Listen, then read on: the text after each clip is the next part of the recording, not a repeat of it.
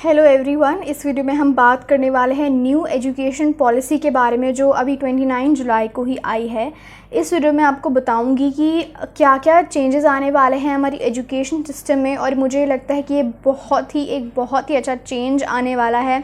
इसके बारे में हर किसी को पता होना चाहिए कि क्या चेंज आने वाला है एजुकेशन सिस्टम में और ये कैसे हेल्प कर सकता है हमारे कंट्री को चेंज करने में, हमारी कंट्री को डेवलप्ड बनाने में।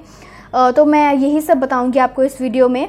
तो चलिए शुरू करते हैं। पहले क्या होता था कि बच्चे पढ़ते थे, उसके बाद 10th के बाद बोर्ड देते थे, फिर 12th में बोर्ड देते थे, उसके बाद ग्रेजुएशन करते थे।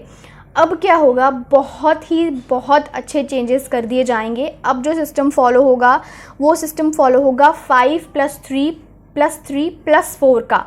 अब ये सिस्टम क्या है इसके बारे में आपको बताती हूँ एक एक करके। ये जो 5 वाला सिस्टम है वो क्या है, जब बच्चे स्कूल ज्वाइन करते हैं तो तब से लेकर 5 साल तक की जो एजुकेशन होगी वो ऐसी होगी जहाँ बच्चों को थ्योरेटिकल नॉलेज पे फोकस नहीं किया जाएगा, बच्चों को प्रैक्टिकल नॉलेज पे, प्रैक्टिकल एस्पेक्ट बताया जाएगा। बच्चों को गेम्स के थ्रू और इनोवेटिव तरीके से पढ़ाया जाएगा ताकि वो बहुत ही जल्दी ग्रास्प कर पाएँ। और उस टाइम पे तो वैसे भी जब बच्चे छोटे होते हैं तो उनकी ग्रास्पिंग पावर बहुत अच्छी होती है, उनको जिस डायरेक्शन में ले जाओ वो उस डायरेक्शन में जाते हैं और वही चीज़ करते हैं। तो उनकी जो फाउंडेशन है उसको बहुत ही स्ट्रॉन्ग कर दिया जाएगा, उनको ऐसे पढ़ाया जाएगा, गेम्स और इनोवेटिव तरीके से उनको पढ़ाया जाएगा।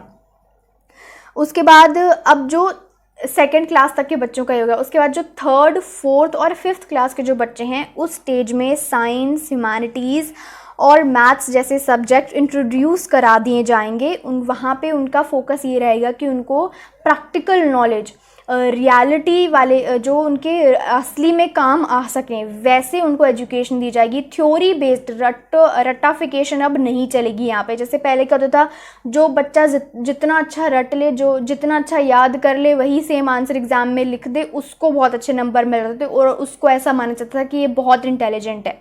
पर ऐसा नहीं होगा। अब बच्चे की ओवरऑल ग्रोथ देखी जाएगी, ओवरऑल देखा जाएगा कि उस बच्चे का परफॉर्मेंस कैसा है, वो उसको अगर वो स्पोर्ट्स में अच्छा है, वो डांस में अच्छा है, तो वो सब चीज़ें भी कंसिडर किया जाएंगी। उन सब चीज़ों को नहीं छोड़ा जाएगा। पूरा जो उसका ओवरऑल डेवलपमेंट है एक बच्चे का, उन सब चीज़ों को इंक्लूड किया जाएगा। तो यहाँ पर भी जो है 3rd, 4th और 5th क्लास के बच्चे हैं, इनका भी जो है वो इंटेलिजेंट ऐसे माने जाएंगे कि नॉलेज उनमें होनी चाहिए, ज़्यादा से ज़्यादा बच्चों में। उस हिसाब से इंटेलिजेंस को नापा जाएगा। इस हिसाब से नहीं कि उनके मार्क्स कितने आए हैं, वो रट कितना लेते हैं, इन सब चीज़ों के हिसाब से अब नहीं चीज़ें होंगी। अब जो 6th, 7th और 8th क्लास के बच्चे होंगे उस एज में क्या होगा कि बच्चों को उस क्लासेस में 6th, 7th और 8th क्लास के बच्चों को कोडिंग सिखा दी जाएगी, कोडिंग मैंडेटरी कर दी जाएगी ताकि बच्चों की सोचने की शक्ति बढ़े।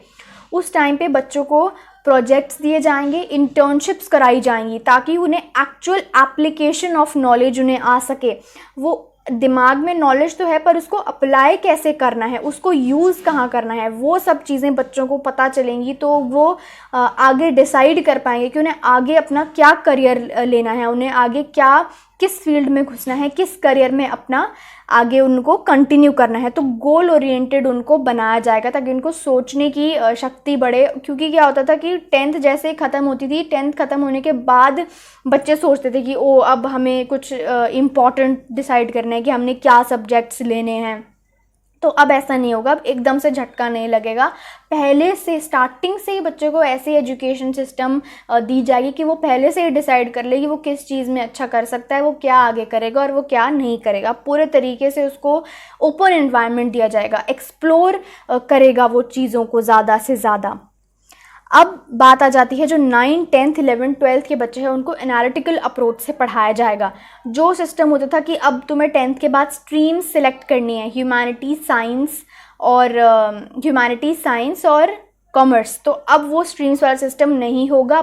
जो साइंस वाला बच्चा है वो फाइनेंस भी पढ़ सकता है, वो हिस्ट्री भी पढ़ सकता है। जो हिस्ट्री वाला बच्चा है वो फाइनेंस और फिज़िक्स और कुछ भी पढ़ सकता है। मतलब बच्चे अपने हिसाब से, अपने इंटरेस्ट के हिसाब से पढ़ सकते हैं। ऐसा नहीं कि तुमने ये स्ट्रीम ले ली तो तुम अब यही पढ़ोगे, इसके अलावा तुम नहीं पढ़ सकते। तो बच्चे अपनी मर्ज़ी से अपनी स्ट्रीम को सिलेक्ट कर सकते हैं। वो ऐसी स्ट्रीम सेलेक्ट करेंगे जहाँ पे उनका इंटरेस्ट होगा। सिर्फ यही नहीं कि उन्होंने साइंस लिया तो अगर उनको इकोनॉमिक्स में इंटरेस्ट है तो वो पढ़ ही नहीं पा रहे हैं स्ट्रीम की वजह से। तो अब ये चीज़ बहुत ही अच्छी हो गई कि बच्चे अपनी मर्जी से अपने सब्जेक्ट सिलेक्ट कर पाएंगे। और क्या होगा आफ्टर, अगर हम उन बच्चों की बात करें जो ग्रेजुएशन करते हैं 12th के बाद, तो उनका क्या होगा कि जैसे उन्होंने BBA में एडमिशन ले लिया, चलो अब उन्होंने BBA में एडमिशन ले लिया, अब उन्हें 1 साल बाद पता चला कि नहीं मेरा इंटरेस्ट तो लॉ में है, मैं तो कुछ और करना चाहता हूँ, तो मैं इसको अब मैं छोड़ना चाहता हूँ। तो क्या वो आपका साल वेस्ट माना जाएगा? नहीं, अब ऐसा नहीं होगा, वो साल वेस्ट नहीं माना जाएगा। उस साल के लिए भी आपको सर्टिफिकेट या डिप्लोमा दी जाएगी, आपको उस साल को वेस्ट नहीं माना जाएगा। अब क्या है कि अब जैसे बच्चे क्या करते हैं कि 1 साल पढ़ लिया, अब हम जॉब करना चाहते हैं, अब हम नौकरी करना चाहते हैं, तो वो छोड़ देते हैं कॉलेज।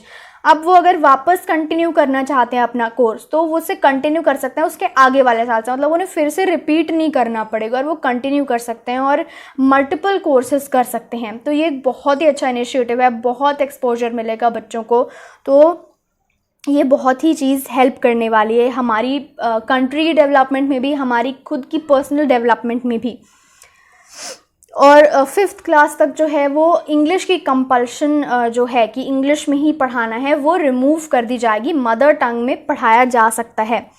अगर जैसे कॉन्सेप्ट्स पे ध्यान दिया जाएगा, हम प्रैक्टिकली कैसे अपनी नॉलेज को इम्प्लीमेंट करें।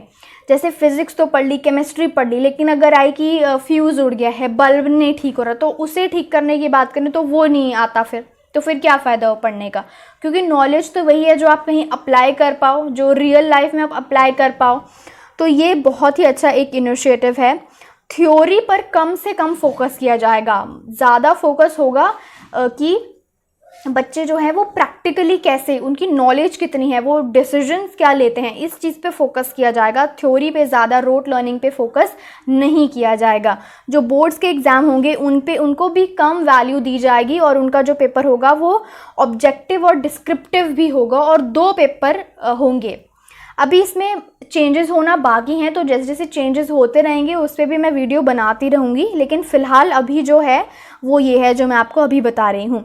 ऑनलाइन एजुकेशन को भी प्रमोट कर दिया जाएगा और जो यूनिवर्सिटीज़ में हमारे एडमिशन होते हैं उन सभी यूनिवर्सिटीज़ के लिए एक ही कॉमन एंट्रेंस एग्ज़ाम लिया जाएगा।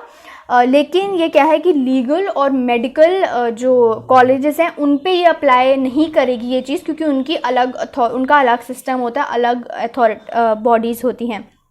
तो अब पहले क्या होता था कि जैसे बच्चे के 95% अबव भी आते थे, तब भी बच्चे खुश नहीं होते थे, ना मम्मी पापा खुश होते थे। बच्चे ने उतनी भी जो मेहनत की है, जो 95% भी लाया, उस चीज़ की भी उसको कोई अप्रिसिएशन नहीं मिलती थी, क्योंकि क्या होता था कि सोचते थे कि क्या हो गया इतने आए, अब जिन बच्चों के 99% आए उनको एडमिशन मिल जाएगा, अब इस मेरे बच्चे का क्या होगा।